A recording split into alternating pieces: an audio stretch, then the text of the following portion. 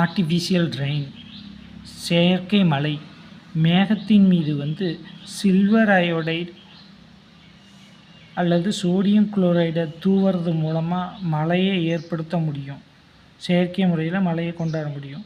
இதில் sodium chloride அப்படிங்கிறது என்னென்னு பார்த்தா சமையலுக்கு யூஸ் பண்ணுற உப்பு தான்.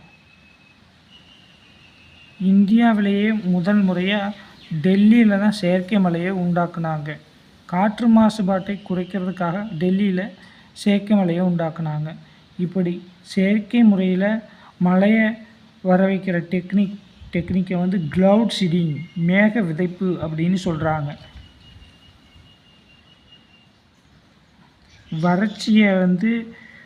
வறட்சியை தடுக்கிறதுக்காகவும் காற்று மாசுபாட்டை குறைக்கிறதுக்காகவும் செயற்கை மழையை உண்டாக்கலாம்.